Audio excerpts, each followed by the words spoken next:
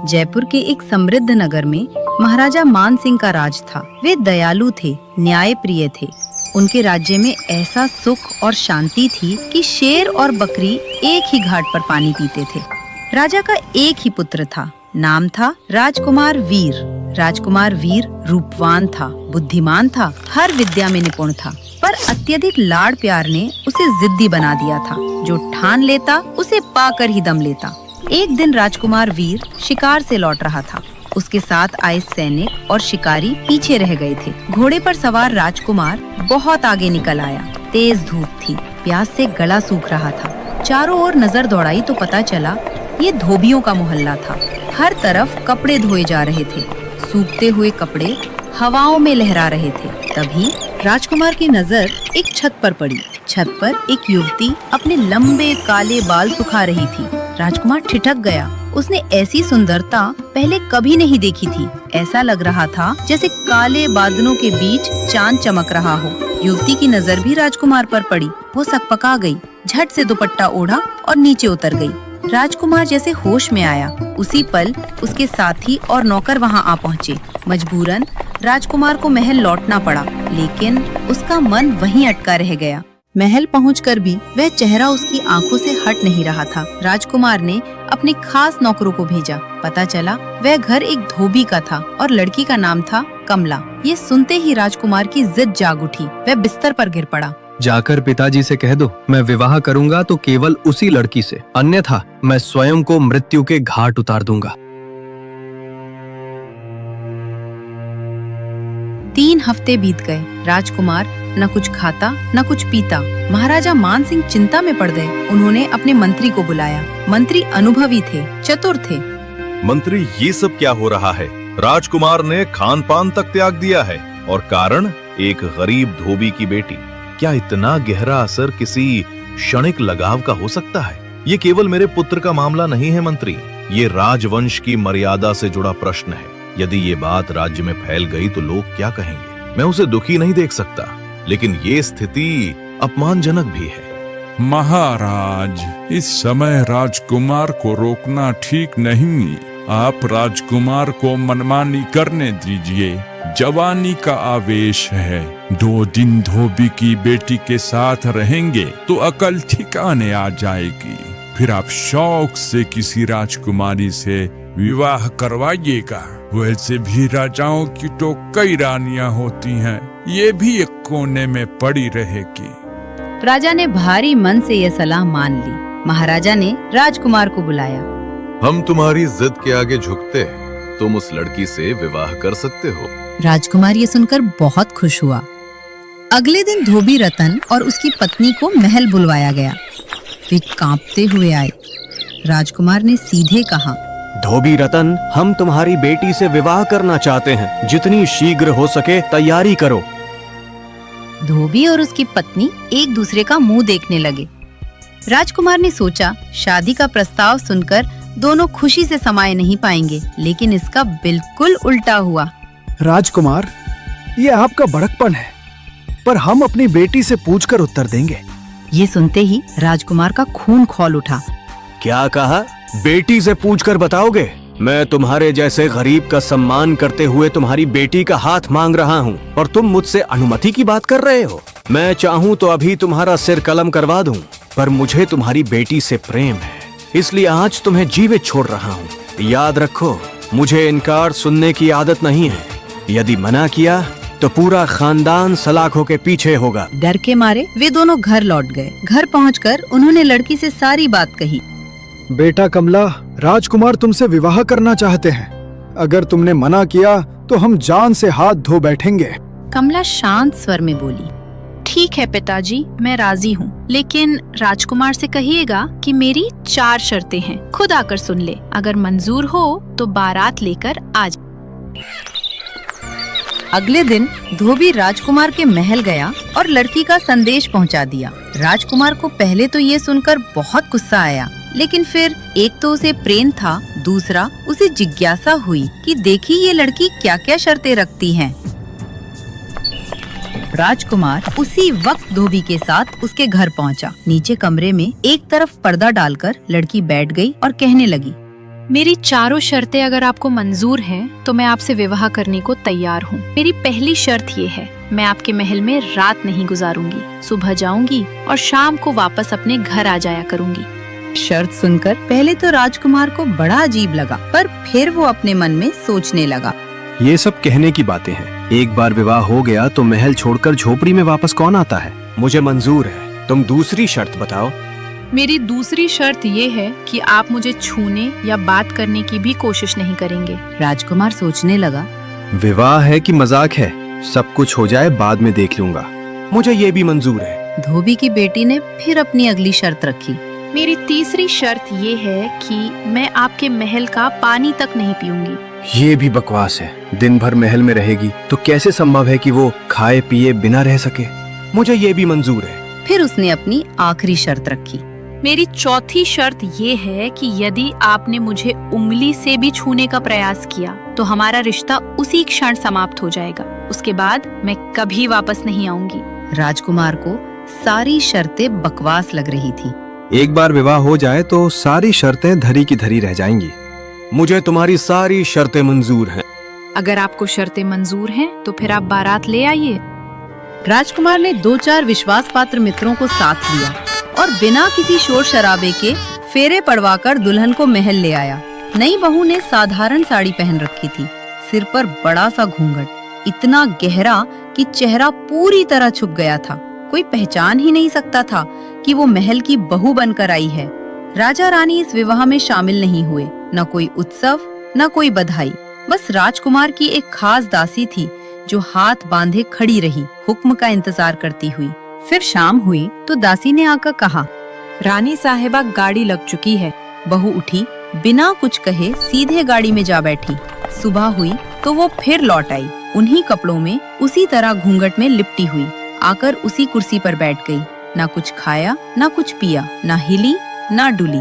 दिन भर पत्थर की मूर्ति की तरह बैठी रही। शाम होते ही फिर चुपचाप चली गई। एक दिन बीता, फिर दूसरा, फिर तीसरा। दिन, हफ्ते, महीने, पूरे 6 महीने बीत गए, लेकिन उसके रोज के व्यवहार में रत्ती भर भी फर्क नहीं आया। राजकुमार ने जो सोचा था वैसा कुछ भी नहीं हुआ। वो अपनी ही शर्तों में जकड़ा हुआ था। जिस चेहरे की एक झलक के लिए उसने नींद और चैन त्याग दिया था, उसी चेहरे को एक बार भी देखने का अवसर नहीं मिला। दरबार में तरह तरह की बातें फैलने लगी। कोई कुछ कहता, कोई कुछ। राजा रानी चिंता में डूब गए। आखिरकार एक दिन राजकुमार ने धोबी को बुलवाया और कहा, तुम अपनी बेटी को समझाते क्यों नहीं? अब वो हमारी रानी है, उसे महल में ही रहना चाहिए। इस तरह हर रात चले जाना उचित नहीं लगता। लोग तरह तरह की बातें बनाते हैं। धोबी हाथ जोड़कर बोला, राजकुमार, सच बात ये है कि वो हमारी बेटी है ही नहीं। एक दिन वो हमारे घर आई और बोली, इस दुनिया में मेरा कोई नहीं, मुझे अपनी बेटी बनाकर अपने घर में रख लो। हमारी कोई औलाद नहीं थी। मेरी पत्नी को उसकी सुंदर सूरत भा गई। हमने उसे घर में शरण दे दी।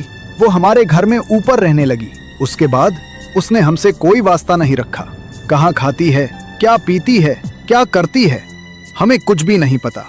कभी कभी वो मेरी पत्नी के पास आकर बैठ जाती है और उसे माँ कहती है। वो बेचारी इसी में खुश रहती है। उसने हमसे कसम ले रखी थी, इसलिए हम चुप रहे। जैसा उसने कहा वैसा ही हमने किया। राजकुमार, उस पर हमारा कोई जोर नहीं है। कृपा करके हमारी जान बख्श दीजिए। धोबी चला गया और राजकुमार अजीब सोच विचार में पड़ गया। करे तो क्या करें? उसका मन हर तरफ से उचट चुका था। आखिर एक दिन किसी को बताए बिना महल से निकल पड़ा। बस अपनी विश्वास पात्र दासी को बताया कि वो जा रहा है, पता नहीं कहाँ और पता नहीं कब वापस आएगा। मेरे पिताजी या मेरे बारे में कोई पूछे तो कह देना कि यात्रा पर गए हैं। दासी का दिल राजकुमार की दशा देखकर बहुत दुखी हो उठता था। उसने मन ही मन सोचा, चलो अच्छा ही है, कम से कम कुछ दिनों के लिए तो राजकुमार को इस झंझट से मुक्ति मिलेगी। राजकुमार का मन अब संसार से पूरी तरह उठ चुका था। वह मालिया पर्वत की ओर निकल पड़ा।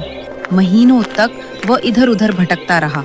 एक रात बर्फ से ढकी पहाड़ियों के बीच वो रात बिताने के लिए किसी गुफा की तलाश कर रहा था कि तभी उसे एक गुफा के भीतर से हल्की सी रोशनी दिखाई दी। डरते डरते वो गुफा के भीतर पहुंचा। वहां उसने देखा एक अत्यंत बूढ़ा योगी ध्यान मग्न होकर पूजा में लीन था। उसकी आंखें बंद थीं, दाढ़ी और सिर के बाल अत्यधिक बढ़ चुके थे। पूरे शरीर पर, यहाँ तक कि पलकों तक पर धूल जमी हुई थी। सामने एक चिराग जल रहा था, जिसमें 1 गज लंबी बत्ती पहले ही जल चुकी थी और 1 गज अभी शेष थी। उस योगी बाबा को देखते ही राजकुमार के हृदय को अपार शांति मिली। वो उनके चरणों के पास बैठ गया। योगी ने आंखें नहीं खोली, वे गहन समाधि में थे। उन्हें आसपास की कोई सुध नहीं थी। राजकुमार वहीं ठहर गया। हर सुबह वो पास के झरने से पानी लाता, योगी महाराज के हाथ पांव धोता, उनके बाल धोकर कंघी करता, गुफा की सफाई करता, नीचे घाटी से जंगली फल फूल तोड़ लाता और उसी से अपना जीवन चलाता। पूरा 1 महीना बीत गया। एक दिन योगी महाराज ने अपनी आंखें खोली। सामने उन्होंने राजकुमार को हाथ जोड़े बैठे पाया। राजकुमार ने आदर पूर्वक उन्हें जल पिलाया, जंगली फल फूल खिलाए और उनके हाथ पांव दबाने लगा। बच्चा, तू तो राजकुमार है। इस योगी की कुटिया में तेरा क्या काम है? महाराज, आप जानते हैं कि मैं राजा का बेटा हूँ, तो ये भी जानते होंगे कि मैं क्यों और किस लिए मारा मारा फिर रहा हूँ। मेरे माता पिता मेरे लिए परेशान होंगे, पर मेरा वापस जाने का मन नहीं चाहता है। बच्चा, योगियों से कुछ छुपा नहीं। तूने बड़ी गलती की जो उस लड़की से शादी की, पर तूने हमारी इतने दिन सेवा की है तो हम तुझे खाली हाथ नहीं भेजेंगे। ले, ये रख ले। तू सबको देख सकेगा, लेकिन तुझे कोई नहीं देख पाएगा। घर जाए तो तू ये राख माथे पर लगाकर उसके साथ चले जाना। तुझे अपने आप ये पता चल जाएगा कि वो कौन है और उसकी क्या मजबूरी है। हमारी दुआएं तेरे साथ हैं। तेरे मन की मुराद जरूर पूरी होगी। योगी महाराज ने अपने चिराग की जली हुई बत्ती की राख राजकुमार को दी। राजकुमार ने उसे ध्यान से कपड़े में बांधकर रख लिया। फिर योगी महाराज को प्रणाम किया और उनसे विदा लेकर चल पड़ा। कई दिनों का सफर तय करने के बाद वो वापस महल पहुंचा। उसकी हालत बहुत खराब हो चुकी थी। कपड़े फट गए थे, पैरों में छाले पड़ गए थे और वो बहुत दुबला और कमजोर दिख रहा था। महल के कमरे में वही धोबी की लड़की पहले की तरह उन्हीं कपड़ों में कुर्सी पर बैठी हुई थी। दासी ने जैसे ही राजकुमार को देखा, वो बहुत खुश हो गई। राजकुमार कहाँ चले गए थे और ये क्या हाल बना लिया है? राजा और रानी भी लगातार आपके बारे में पूछते रहते हैं। मैं यही कह देती कि आप यात्रा पर गए हैं। आज राजकुमार बहुत खुश था। उसने गर्म पानी से स्नान किया, बाल कटवाए और पेट भरकर खाना खाया। उसने दासी से पूछा, क्या ये मेरे जाने के बाद भी रोज इसी तरह आती थी? हाँ राजकुमार, उसके नियम में कोई बदलाव नहीं आया था। वह रोज उसी तरह आती थी। ठीक है, मैं बहुत थक गया हूँ, अब सोऊंगा। लेकिन शाम को जब ये घर जाने लगे तो मुझे याद से जगा देना। शाम को जब धोबी की लड़की के जाने का समय हुआ तो दासी ने राजकुमार को जगा दिया।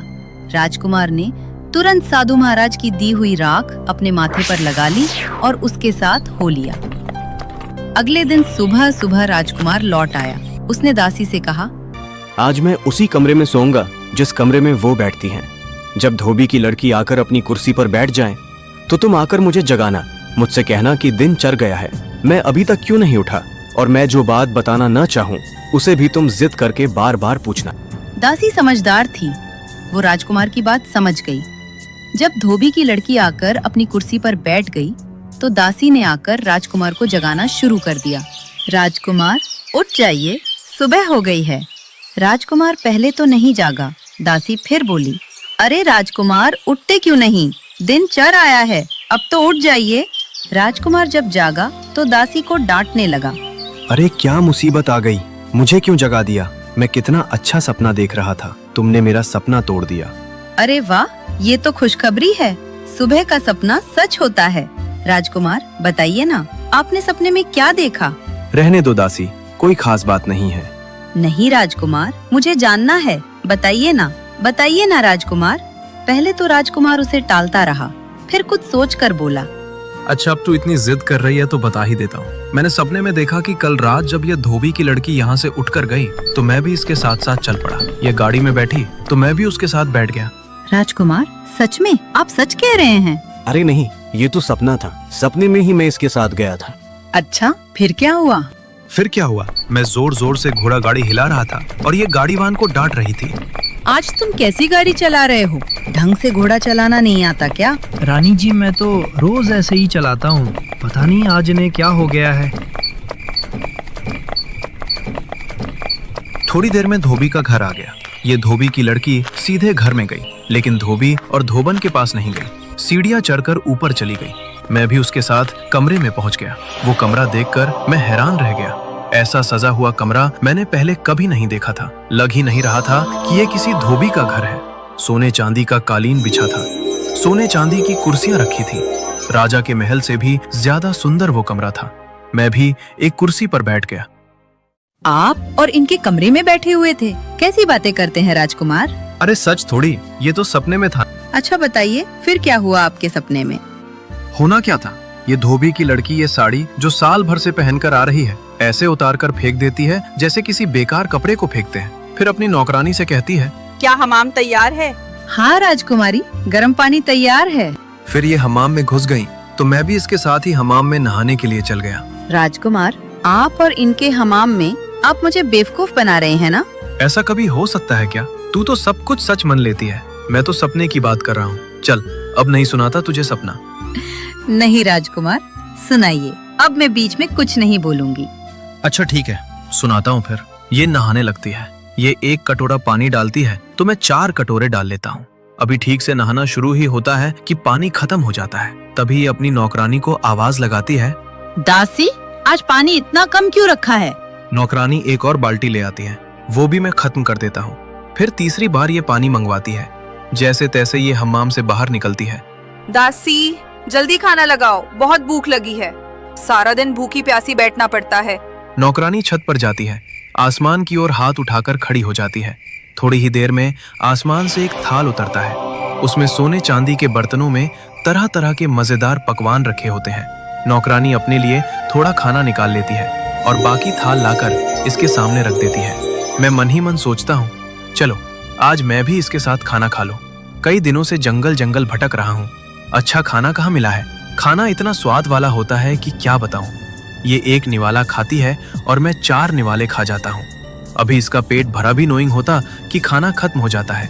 ये गुस्से में नौकरानी को डांटती है, आज तो क्या कर रही है? इतना सारा खाना होने के बाद भी मैं भूखी रह गई। राजकुमारी, मैंने उतना ही खाना निकाला है जितना रोज निकालती हूँ। आप चाहे तो मेरे हिस्से का भी ले लीजिए, लेकिन आज कुछ गड़बड़ जरूर लग रही है। क्या राजकुमार ने आपसे कोई बात की है? ये सुनते ही धोबी की लड़की गुस्से में आ जाती है। तेरी हिम्मत कैसे हुई ऐसी बात कहने की? वो तो मुझे छू भी नहीं सकता। ये बात सुनकर मुझे भी गुस्सा आ जाता है। बाकी खाना ये थोड़ा सा ही खा पाती है और मैं सब खा जाता हूँ। ये भूखी रह जाती है, लेकिन मन ही मन सोचती रहती है कि आज ये सब क्या हो रहा है। थोड़ी देर बाद आसमान से इसके लिए कपड़े उतरते हैं। ये कपड़े बदलती है। नौकरानी इसका श्रृंगार करती है और सज संवर कर छत पर खड़ी हो जाती है। रात होते होते आसमान से एक उड़ने वाला सिंहासन उतरता है। ये उस पर बैठ जाती है। मैं भी उस सिंहासन का एक पाया पकड़कर लटक जाता हूँ। इतना कहकर राजकुमार रुक जाता है। दासी इशारा करती है कि धोबी की लड़की अब उनकी तरफ देखने लगी है। राजकुमार, फिर क्या हुआ? होगा क्या, बस सपना खत्म हो गया। राजकुमार, ऐसा अधूरा ख्वाब थोड़ी होता है, आगे बताइए। अच्छा, सुनो। वो तख्त ऊपर उड़ता हुआ चांद तारों के पार परियों की दुनिया में पहुंच जाता है। वहां परियों का दरबार सजा था। सब खड़े हो गए जैसे कोई रानी आई हो। वहां धोबी की लड़की परियों की रानी बनकर खड़ी थी। सबसे आखिर में इसके नाचने की बारी आई तो मैंने सोचा अगर आज मैंने इसके नाच पर थाप नहीं दी तो कुछ नहीं किया। मैंने तबला वादक से कहा, लाओ भैया, तुम थक गए होगे, थोड़ा आराम कर लो, मैं तबला बजाता हूँ। तबला बजाने वाले बेचारे को कोई नजर नहीं आया, लेकिन वो वाकई थक गया था। तबला छोड़कर बैठकर ऊँघने लगा। मैंने वो तबला बजाया और मेरी थाप पर ये ऐसा नाची कि समा बंध गया। राजा ने खुश होकर अपना रेशमी रुमाल इसे इनाम में दिया। इसने झुककर रुमाल लिया, सबको दिखाया और तबला बजाने वाले के पास रख दिया। मैंने जल्दी से लेकर जेब में रख लिया। राजकुमार फिर रुक जाता है। अब धोबी की लड़की पूरी तरह उसकी तरफ मुड़ चुकी थी। दासी कहती है, राजकुमार जी, वो रुमाल हमें भी दिखाइए। अरे वो तो ख्वाब की बात थी। तभी दासी जबरदस्ती उसकी जेब से रेशमी रुमाल निकाल लेती। कहीं यही तो नहीं? हाँ, यही लगता है। पता नहीं ख्वाब की चीज जेब में कैसे आ गई। धोबी की लड़की घबरा जाती है, उसका दुपट्टा सरक जाता है और वो पूरी तरह राजकुमार की ओर मुड़ जाती है। राजकुमार, फिर क्या हुआ? होना क्या था, राजा ने इससे दोबारा नाच करने की फरमाइश की। मैंने फिर ढोल संभाला। जितना अच्छा मैंने ढोल बजाया, ये उतना ही अच्छा नाचती रही। राजा ने खुश होकर अपनी अंगूठी इनाम में दी। इसने झुककर उनके पांव छुए, सबको अंगूठी दिखाई और फिर तबला बजाने वाले के पास डाल दी। वो भी मैंने उठाकर जेब में रख ली। दासी फिर जिद करने लगी। दिखाइए राजकुमार, हमें भी दिखाइए, वो कैसी अंगूठी थी? दासी, तू बेवकूफ है क्या? अब एक चीज सही हो गई इत्तेफाक से, तो इसका ये मतलब नहीं कि सब बातें सही निकले। लेकिन दासी नहीं मानती। वह जबरन राजकुमार की जेब में हाथ डालती है और एक चमकती हुई अंगूठी निकाल लेती है। दासी चौंक कर पूछती है, राजकुमार, क्या यही अंगूठी है? अरे हाँ, यही तो थी, लेकिन मेरी जेब में कहाँ से आ गई? दासी इशारा करती है कि धोबिन की लड़की का घूंघट ऊपर उठ चुका है, लेकिन राजकुमार और दासी ऐसे दिखाते हैं जैसे उन्होंने कुछ देखा ही नहीं। दासी फिर पूछती है, फिर क्या हुआ राजकुमार? मैं ऐसा तबला बजाता हूँ कि पूरी जान लगा देता हूँ, और ये भी ऐसा नाचती है कि पूरी परियों की दुनिया में इसका कोई जवाब नहीं। राजा इतना खुश हो जाता है कि अपना सबसे खास मोतियों का हार इनाम में दे देता है। नाच खत्म होते ही राजा दरबार से चले जाते हैं। ये भी जल्दी से उड़ने वाले तख्त पर बैठ जाती है। जल्दबाजी में वो अपना इनाम तबला बजाने वाले से नहीं ले पाती। सोचती होगी कल ले लूंगी, उसे क्या पता, वो हार तो पहले ही मेरे पास आ चुका था। इसका तख्त उड़ जाता है और मैं फिर उसके पंख से लटक कर नीचे आ जाता हूँ। बस यहीं तक देखा था कि तभी तूने आकर मुझे जगा दिया। राजकुमार, अब वो हार भी दिखाइए मुझे। अरे दासी, वो तो ख्वाब था, हार मेरे पास कहाँ से आएगा? वह राजकुमार की दूसरी जेब में हाथ डालती है और मोतियों का हार निकाल लेती है। राजकुमार, क्या यही हार था? अब धोबी की लड़की कुर्सी से उठकर राजकुमार के पास आ जाती है और कहती है, राजकुमार, अब तो आप समझ ही गए होंगे कि मैं धोबी की लड़की नहीं हूँ। मैं परियों की दुनिया की एक परी हूँ। अब मेरी कहानी भी सुन लीजिए। परियों की दुनिया में मुझसे अच्छा नाच कोई नहीं करता था। राजा रोज मेरा नाच देखकर ही दरबार लगाते थे। एक रात मेरी तबीयत बहुत खराब थी, सिर में तेज दर्द था। तभी दरबार से बुलावा आया। मैंने मना कर दिया। दूसरी बार बुलावा आया तो मुझे गुस्सा आ गया। मैंने कह दिया, राजा से पूछो क्या उन्हें दया नाम की कोई चीज पता है या नहीं। यहाँ मैं दर्द से तड़प रही हूँ और उन्हें सिर्फ नाच चाहिए। ये बात ज्यों की त्यों राजा तक पहुँची। राजा बहुत गुस्सा हो गए। तुरंत मुझे बुलाया गया। मैं डरती कांपती वहाँ पहुँची। राजा बोले, बहुत नखरे हो गए हैं तुझे, जा, मैं तुझे श्राप देता हूँ। 1 साल तक तुझे धरती पर इंसानी लड़की बनकर रहना होगा और अपनी पहचान छुपानी होगी। अगर किसी को पता चल गया कि तू परी है या किसी मर्द ने तुझे छू लिया तो तू कभी परियों की दुनिया में वापस नहीं आ सकेगी। मैं बहुत रोई, गिड़गिड़ाई और माफी मांगी। तब राजा बोले, मैं अपनी बद्दुआ वापस तो नहीं ले सकता, लेकिन इतना जरूर करूंगा कि रोज रात को तुझे तख्त भेजकर परियों की दुनिया में बुला लिया करूंगा। दिन तुझे धरती पर ही काटना होगा। मेरे पंख छीन लिए गए और मुझे धरती पर फेंक दिया गया। मेरी दासी को भी मेरे साथ धरती पर भेज दिया गया। मैंने अपने लिए धोबी का घर चुना और धोबी की लड़की बनकर रहने लगी ताकि किसी को मुझ पर शक न हो। लेकिन मेरी किस्मत में आपकी सेवा लिखी थी। कल मेरी सजा का 1 साल पूरा होने वाला था। मुझे मेरे पंख वापस मिल जाते और मैं परियों की दुनिया लौट जाती। आपको कभी मेरी सच्चाई पता नहीं चलती। आप यही समझते कि मैं बेवफा हूँ और भाग गई।